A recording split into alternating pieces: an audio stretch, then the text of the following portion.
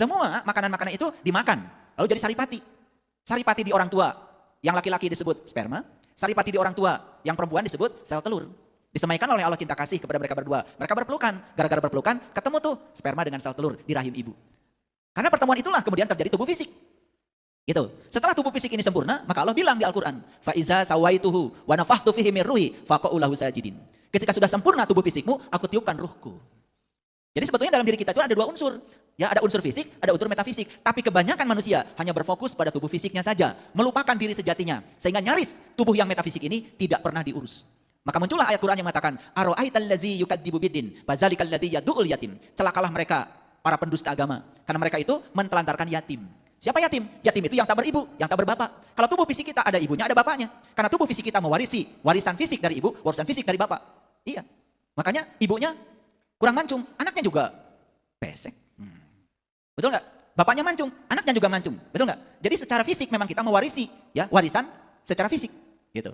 Paham ya?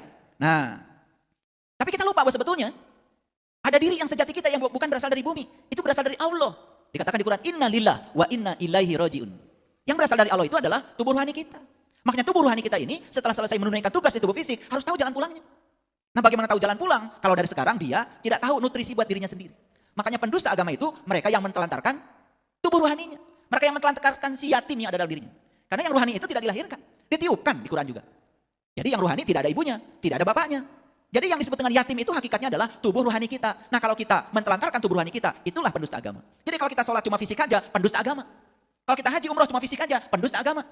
Kalau kita zakat, puasa hanya fisik aja, pendusta agama. Kalau rukun Islam itu yang 5, hanya dijalankan fisiknya saja, pendusta agama. Karena kita menelantarkan yatim yang ada dalam diri kita. Paham? Paham? Nah, naik kelas sedikit dong pemahamannya, jangan gitu-gitu aja. Dan kalian ini kan sombong. Kalau sudah nyumbang ke panti asuhan, dan menganggap yang disebut dengan yatim itu mereka yang tinggal di panti asuhan. Silahkan teliti oleh Bapak Ibu. Ada nggak anak di panti asuhan yang lahir ke dunia? Nggak ada ibunya, nggak ada bapaknya. Ada nggak yang tiba-tiba datang ke dunia? Nggak ada. Semua ada ibunya, semua ada bapaknya. Cuman ibu bapaknya tidak tanggung jawab kan gitu aja. Apa ibu bapaknya sudah meninggal? Coba saya mau tanya sama Bapak Ibu. Saya ini ibunya udah meninggal. Ayahnya sudah meninggal. Kasihan nggak sama saya? Yatim nggak saya? Hah? Sumbang dong. Kan selama ini semua didangkalkan. Ya makanya saya tadi di pembukaan, hati-hati dengan teori konspirasi. Apalagi konspirasi ini berbau agama.